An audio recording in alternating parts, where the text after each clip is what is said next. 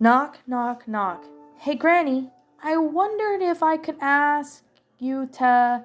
Apple Bloom, what did I just tell you about bothering Granny? But I just want to ask her. Not today, Sugar Cube. Not today. Come on. It's about time you get a leg up on some chores. Aw, Applejack. Hey, Applejack does her best. She does. It ain't that easy to regain a filly like Apple Bloom. Though once in that whippersnapper gets something in her mind, she always forced to be reckoned with no matter what the consequences are. Sure, the other day of the year, I'm sure to happy to lend a hoof in the ear, but not today. You know it's a funny thing being an old gray mare. You all forget silly things that could kind of like apple jam you had for breakfast. Or the name of that strange orange youngin' that follows your whippersnapper sound. Chicken Lou, something like that. But yeah, you think about it in the past years, and it comes in with crystal clarity. Every pony knows the story about me and my family started this whole town in Ponyville. We are herded as heroes back in the day with our zap apples and the jam they made. You could say I was something of a celebrity back then. You should have seen my way puffed out the chest and told the story of my discovery. That's my daughter, he'd say. Probably the proudest moment of my young life. Of course, you can't live forever on fame.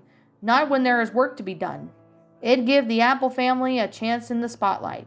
Although pretty soon, all of them high floating around ponies recognized us as valuable because family, we had something we really wanted. We had every opportunity knocking on our door, but the only my pal decided to answer went by the name of Orange. Now, it's no secret the fruit families don't rightly got along much. Too much in a competition, you see. But back in when we apples knew how to play the game, we had to pretend to be nice, civil, and the like since none of these had families, had good farmland and resources up for grabs. When we weren't an uncommon occurrence for families to arrange marriages between their houses, and for that every reason. It was more of a transaction than a relationship. But I knew my pa me and meant business when paired me up with that orange colt, and I didn't dare cross him. Orange Dream was his name, and I gotta say, he sure lived up to it, tall, and he was cream-colored mane and a coat that softly falling sunset. Once again, I was the talk of the town, and how I loved parting my boo up and down the square, watching those fillies fall for themselves, wishing they were me. Who he was just a hoot and a holler, I tell ya. I'd come around and laugh about it with my sister, Apple Spice. She'd love grabbing about the city ponies of what moved to our neck in the woods.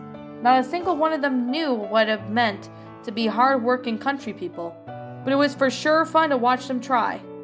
That was I was talking about again? Oh yeah, Orange Dream. Well, the ceremony was quite extravagant. A little too much for my taste, but them oranges were always about high-floating around status. I would often wondered about what they got out of the match. Orange Dream and I, in the end, it was probably money. Something about the apples weren't used to having, and the oranges weren't too used to being without. And they were a blue ribbon couple. The famous Zap Apple farmer and the handsome city bachelor. Why with all the buzz about this and this news of our firstborn would reach all the way up to the princess. Or at least it would have. I'd never seen something so small. It never even took a breath. I was one to shy away from all the good cry, but all I could do was sit and stare. I don't think I ate or drank anything for about a week after. Dream was understanding, though. I appreciate him for that, and we all lost it clearly enough that not many ponies ever knew I was a child to begin with. After a bit of time passed, we gave it another go, and I was so sure that this one would stick. I was fit as a fiddle every day when it happened. Maybe that's why he didn't take this as a loss as well as first. We would start hollering at each other, painting hooves and placing blame. Truth was, neither of us knew it was wrong. We just knew how much it hurt.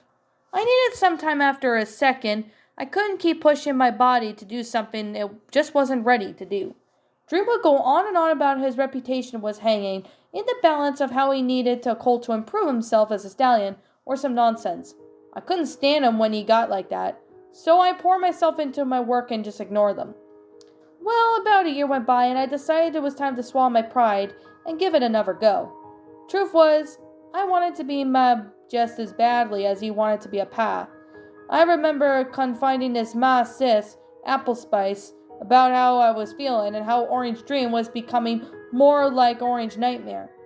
When she broke down sobbing, she starts out wailing about this and that and another of how she's a terrible pony and she made a terrible mistake.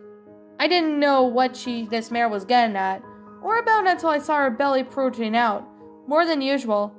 I love him. I'm sorry. He came on to me and I just couldn't say no. The harsher words ever existed that are harder for a sister to swallow than those. We apples threw Spice out for that, and Dream threw himself at our mercy, and at the end was all forgiven. 2 of them at least. It seemed like my family just didn't bat out to his identity. They needed him, you see, and he was too important to shirk off of his own skin. I realized that I was still expected to make it work with this spineless bastard. Celestia knows. Dream used to say that he was rounding to flame my sister as harlot to explain away the pregnancy, so as to not cast a doubt on us, and how much we were a strong couple. But what does any of this useless particle have to do with today? Well, that dog shit took its toll, you see, and when you keep your emotions all bottled up in a bubbly cider, they are bound to explode. I was coming home from the market one day when I heard Dream and Spice talking at the barn. Now, mind you, I hadn't seen my sister for weeks, and I knew right then and there it wasn't going to be a pleasurable reunion. I strode straight up to the barn, every intention screaming in the high heaven. When I saw something I wish I hadn't, he was just staring up at me, like he didn't have a care in the world, and this little newborn colt with a smile that could melt your heart. Dream had its son now, and I knew that I would lose everything: status, reputation, and even my own home. I was even scared shitless. I don't even know what compelled my actions after that. Some part of my brain was just screaming for me to stop doing what I was doing, but my hooves just kept on going forward, you see, and I knew that old barn was already falling apart. We were set to destroy it soon and raise a new one, so we had to leave it in disrepair. There was no 2 levels, and the upper one had our bales of hay jammed together and held in a loft. I knew exactly which wood beam was low and barren, so I picked myself up an axe and just started hacking, you know. I didn't think anyone ever cared or whatever I lived or died.